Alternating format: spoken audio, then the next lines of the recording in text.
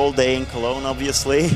We're here to talk about the official game of the Winter Olympics. And could you first of all tell us a little bit about what events are in there and why you chose those events?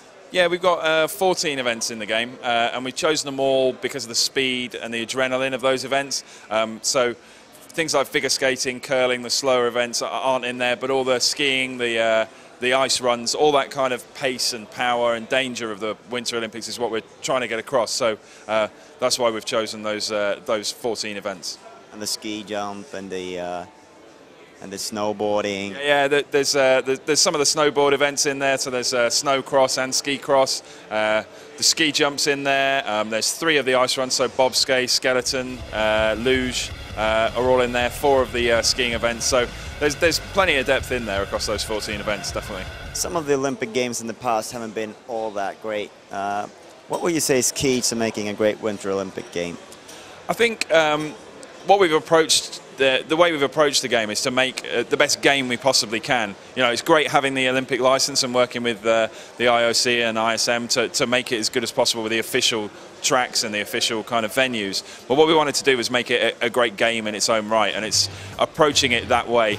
Things like putting in the first-person mode, just reflecting the feel of the Winter Olympics. I think the Winter Olympics is the Olympic Winter Games is the best way of getting that across. I think it has a better feel to it than the Summer Olympics in terms of some of the events. But I think we've really pushed on the graphical quality with Eurocom and tried to get that gameplay depth with things like first person and third person in there as well. And there's the challenge mode in there for one player, so to make sure that it's great to play against people, but it's also great to play on your own. I think the music choice was interesting. It didn't really strike me as sort of the official Olympic anthem and that kind of stuff. Yeah, sure. I think we're still working on the soundtrack at the moment, but that kind of guitar kind of rock feel that we've gone for is to try and what we're trying to do is get across the feeling of the games, and that's the music that suits best that kind of adrenaline and speed. It's the great thing about working with Vanoc and the ISM is that they're letting us do things like that with the game to push it more as a game and less as an official sim. So there's a few things in there that you wouldn't expect that we're taking our cues from other great games and trying to get them into this. Let's take a closer look at ski jumping, because usually ski jumping is like push a button, time a jump, and time the landing, but it's a little bit more intricate in this game. Can you walk us through what you do? You've got 5 different things that you're trying to do. It's all shot in the first person, so the first thing is kind of making the person feel like they're right at the top of that hill. And we've got a load of visual effects in there, speed blur and stuff like that to try and get across that feeling. But you need to choose the right time for the jump in terms of the crosswinds, so you can see the flags and stuff, and when they drop, so the wind's in the right direction. Then you've got to set your power, and then the angle of the jump when you get to the bottom of the jump, and then in the air.